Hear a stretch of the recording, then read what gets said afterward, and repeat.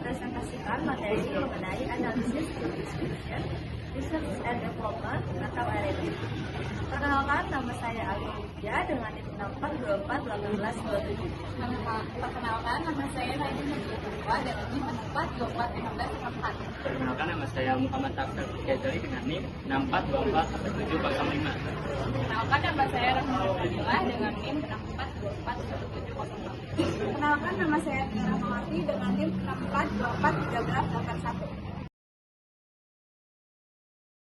Nah, dari set ini aku mau jelasin dulu nih, apa sih yang dimaksud dengan Research and Development atau bisa disingkat dengan R&D. Menurut National Center of Science and Engineering Studies tahun 2022, R&D itu adalah kegiatan yang sifatnya kreatif dan juga dilakukan secara sistematif buat ningkatin pengetahuan kita. Nah, nggak cuma tentang hal teknis aja, tapi juga tentang manusia, budaya, dan masyarakat. Nah, dari pengetahuan yang udah ada itu, kita bisa merancang nih aplikasi atau produk baru. Nah, secara umum, kegiatan R&D itu dibagi menjadi 3 kategori. Yang pertama itu penelitian dasar yang tujuannya menambah pengetahuan saja tanpa langsung dipakai ke hal yang praktis. Yang kedua, penelitian terapan yang lebih fokus ke hasil riset atau tujuan tertentu nih. Yang ketiga itu pengembangan eksperimental, yaitu untuk menciptakan atau memperbaiki produk dan proses yang udah ada. Nah, kalau menurut OECD tahun 2022, R&D itu mencakup proses dari pencarian masalah, pengumpulan data, eksperimen, atau sampai evaluasi hasil inovasi. Hasil ini bisa kelihatan dari kemajuan teknis, manfaat ekonomi, dan sosial. Jadi, lewat kegiatan R&D ini, perusahaan bisa nih bikin produk atau layanan yang baru sesuai kebutuhan pasar, meningkatkan efisiensi produk, dan tetap bersaing di tengah perkembangan teknologi dan bisnis yang semakin cepat. Nah, di set ini aku mau bahas nih tentang tujuan dan kegiatan R&D itu tersendiri nih. Yang pertama itu untuk menciptakan produk dan layanan inovatif. Jadi perusahaan bisa terus berkembang dan ketinggalan zaman nih. Yang kedua, menyediakan dasar ilmiah untuk pengambilan keputusan. Jadi semua keputusan bisnis itu lebih tepat karena didukung dari data dan penelitian. Yang ketiga, mengurangi resiko kegagalan. Karena sebelumnya diluncurkan ke pasar itu produk udah diuji dulu lewat penelitian dan pengembangan. Yang keempat, menyesuaikan diri dengan perkembangan teknologi dan pasar supaya perusahaan tetap relevan dan bisa bersaing nih. Yang terakhir, mengoptimalkan proses inovasi biar ide-ide baru itu lebih cepat diwujudkan jadi sesuatu yang bermanfaat. Jadi intinya R&D itu penting banget nih buat menjaga perusahaan tetap maju, kreatif, dan adaptif terhadap perubahan. Di sini saya akan menjelaskan mengenai peran Research and Development atau biasa disebut R&D dalam sebuah perusahaan. Yang pertama yaitu mengembangkan produk baru dari konsep hingga siap dipasarkan. R&D bertugas menciptakan ide-ide baru atau inovasi dan mengubahnya menjadi sebuah produk nyata. Jadi mulai dari tahap ide, terus juga desain, uji coba, dan akhirnya produk tersebut siap dipasarkan. Itu semuanya dilakukan oleh tim R&D. Nah, yang kedua itu melakukan riset pasar untuk memahami kebutuhan dan preferensi konsumen. Nah, sebelum membuat produk, tim R&D ini perlu tahu apa nih yang sedang dibutuhkan oleh masyarakat saat ini gitu kan. Mereka melakukan survei dan penelitian supaya produk yang dihasilkan itu benar-benar sesuai dengan keinginan konsumen. Nah, selanjutnya yaitu ada yang namanya menguji produk agar memenuhi standar kualitas dan keamanan. Nah, setiap produk harus melalui tahap uji coba dulu nih supaya bisa memastikan atau dipastikan bahwa produk tersebut aman digunakan dan memiliki kualitas yang baik gitu kan. Ini juga penting agar perusahaan bisa menjaga kepercayaan pelanggannya. Nah, selanjutnya itu berinovasi dalam teknologi dan proses produksi. R&D juga berperan dalam mencari cara baru dalam produksi gitu kan. Nah, di sini sebetulnya tuh tugas R&D itu nggak jauh beda ya dari peran R&D tersebut yang sudah disampaikan sebelumnya. Oke, yang pertama itu melakukan riset produk untuk menemukan manfaat dan efektivitasnya. Yang pertama. Yang kedua itu menggali informasi pasar sesuai kebutuhan pelanggan. Nah, jadi itu tim R&D tentunya pasti dia akan turun untuk meneliti dan meriset gitu kan, kira-kira apa nih yang dibutuhkan sama konsumen saat ini gitu kan, agar nanti tuh produk yang dibuat gitu, suatu perusahaan tersebut itu bisa mempunyai fungsi dan manfaat sesuai yang dibutuhkan oleh konsumen gitu kan. Oke, yang ketiga yaitu mengembangkan produk berdasarkan hasil riset. Nah, dari hasil riset dan penelitian, tim R&D itu bisa menciptakan dan memperbaiki produk sesuai dengan kebutuhan konsumen atau masyarakat, gitu kan. Nah, yang keempat itu ada menguji dan merevisi produk agar sesuai standar perusahaan. Nah, sebelum diproduksi massal gitu kan, tentu produk ini tuh pasti bakalan diuji coba terlebih dahulu ya gitu kan. Nah, kalau ada kekurangan itu tuh bisa diperbaiki sampai si produk ini benar-benar bisa memenuhi standar perusahaan. Nah, yang terakhir itu ada memperbarui produk agar tetap kompetitif dan mengikuti teknologi baru. Oke, selanjutnya itu kita akan membahas mengenai fungsi R&D dalam perusahaan gitu kan. Yang pertama itu menciptakan serta mengembangkan produk atau jasa baru. Nah, si R&D ini memastikan perusahaan terus punya inovasi baru yang bisa menarik pelanggan. Jadi setiap perusahaan itu harus punya ciri khas gitu kan, kadang ciri khas dan juga inovasi-inovasi dan kreativitas baru nih, supaya pelanggan itu bisa tertarik dengan setiap produk yang akan kita jual nantinya gitu kan. Nah, yang kedua itu menjamin kualitas melalui uji coba dan feedback pengguna. Nah, tim R&D ini melakukan uji coba dan mengumpulkan data atau masukan dari para pelanggan supaya nantinya produk bisa terus disempurnakan dan dikembangkan dengan baik gitu kan. Nah, yang ketiga itu membantu pengajuan hak paten produk atau teknologi yang sudah disampaikan sebelumnya bahwa pentingnya bagi sebuah perusahaan untuk melakukan hak paten atau pengajuan hak paten.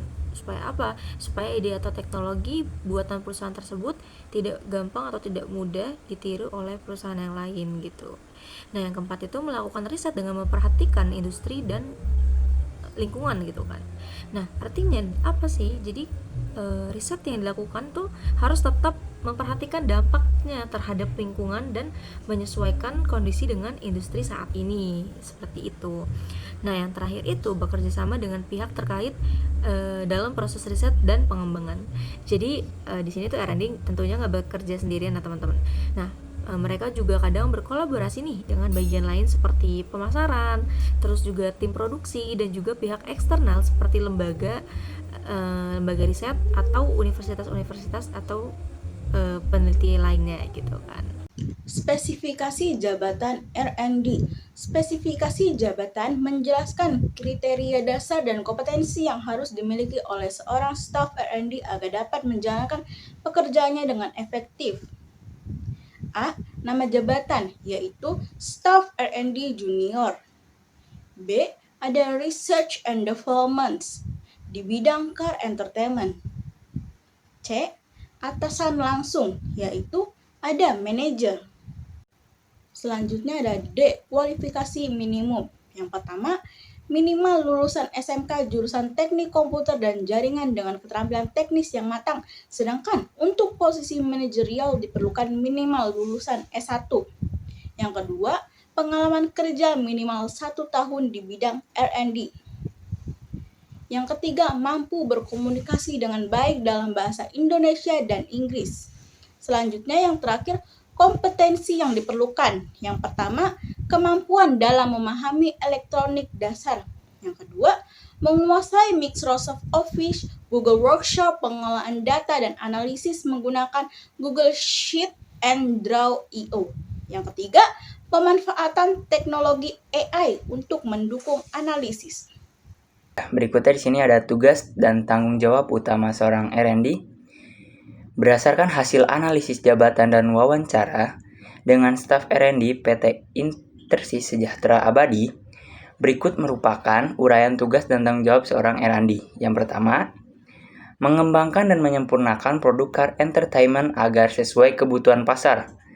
Yang intinya R&D ini harus update terus sama tren dan kebutuhan di pasar hiburan mobil. Jadi mereka tidak cuma bikin produk baru, tetapi juga harus upgrade atau perbaiki produk yang sudah ada, misalnya head unit, TV, dan sebagainya, biar relevan dan tidak kalah saing. Harus jeli melihat apa yang konsumen benar-benar butuhkan dan mau beli. Yang kedua, melakukan riset, uji coba, dan analisis terhadap hasil pengembangan produk. Bagian ini seperti eksperimen dan mengetes produk. Setelah ide produk jadi, harus diriset mendalam, diuji coba lagi di prototipe, dan hasilnya dianalisis. Harus dipastikan produk itu berfungsi dengan baik, aman, dan sesuai dengan spesifikasi yang diharapkan sebelum benar-benar diluncurkan massal. Trial and error itu wajib di sini. Dan yang ketiga, menangani keluhan pelanggan serta memberikan solusi pengembangan yang efektif. Seperti ini. R&D ini juga harus jadi telinga perusahaan, wajib mendengarkan pembeli ya. Mereka wajib menerima feedback atau keluhan yang masuk dari pelanggan, biasa dari tim customer service atau sales. Lalu menggunakannya sebagai data untuk perbaikan. Jikalau ada masalah berulang, R&D harus cari akar masalahnya dan merancang patch atau solusi pengembangan produk yang efektif dan anti kambuh. Dan yang keempat, menyusun proposal pengembangan produk sebelum diajukan ke manajemen. Sebelum bikin produk baru atau upgrade besar-besaran, R&D ini harus jualan ide dulu ke atasan. Ini dilakukan lewat proposal yang isinya harus komprehensif, latar belakang kenapa produk ini perlu, potensi pasar, spesifikasi teknis, estimasi biaya, dan jadwal kerja. Proposal ini harus powerful biar idenya di-approve dan dapat budget. Yang kelima, berkolaborasi dengan berbagai departemen untuk memastikan kelancaran proses inovasi. R&D itu bukan superhero yang kerja sendirian di bunker. Mereka harus koordinasi dengan banyak pihak, misalnya sama marketing untuk tahu tren apa saja yang baru. Terus berikutnya ada produksi untuk memastikan produk bisa dibuat. Berikutnya ada pembelian atau logistik untuk searching bahan baku, dan QA untuk kontrol kualitas. Nah, dan intinya kerja tim ini biar inovasi bisa berjalan mulus dari ide sampai produk jadi. Dan yang terakhir, yang keenam, melakukan pembaruan fitur dan improvisasi dengan teknologi secara berkelanjutan. Dunia teknologi itu cepat berubah, apalagi car entertainment. Jadi R&D harus tidak boleh cepat puas. Mereka harus terus-menerus upgrade fitur yang sudah ada, misalnya software, update penambahan konektivitas, dan lain-lain. Dan mencari cara untuk mengimplementasikan teknologi terbaru ke dalam produk perusahaan. Inovasi dan adaptasi adalah kunci agar produk tetap fresh dan canggih.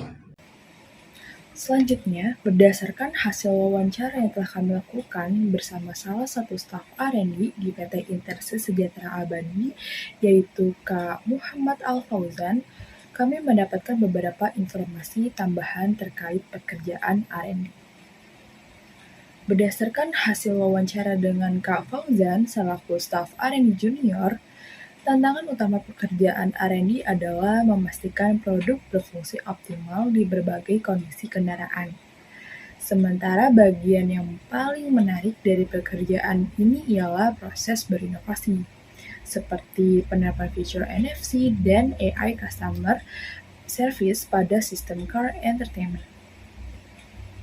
Dari hasil wawancara ini dapat terlihat bahwa pekerjaan di bidang R&D tidak hanya membutuhkan kemampuan teknis, tetapi juga membutuhkan kreativitas dan ketelitian yang tinggi. Nah, dari hasil analisis dan wawancara tersebut, kami kemudian menarik beberapa poin penting yang dirangkum dalam bagian kesimpulan berikut ini. Analisis job description pada Departemen Research and Development atau R&D di PT Intersis Sejahtera Abadi menunjukkan bahwa kejelasan uraian tugas, tanggung jawab, dan kompetensi sangat penting dalam meningkatkan efektivitas serta kinerja tim R&D. Fungsi R&D tidak hanya berfokus pada pengembangan dan penyempurnaan produk car entertainment, tetapi juga mencakup inovasi berkelanjutan, penanganan masalah pelanggan, pengujian kualitas, dan kolaborasi lintas tim. Spesifikasi jabatan yang mencakup kualifikasi pendidikan, pengalaman, serta kompetensi teknis seperti penguasaan elektronika dasar, perangkat lunak, dan teknologi AI menjadi kondisi penting dalam menjaga daya saing perusahaan. Selain itu, pelatihan dan sertifikasi juga relevan, berperan dalam meningkatkan kemampuan sumber daya manusia agar mampu beradaptasi dan terus berinovasi di bidang R&D. Sekian dari kami, kurang lebihnya mohon maaf. Terima kasih. Wassalamualaikum warahmatullahi wabarakatuh.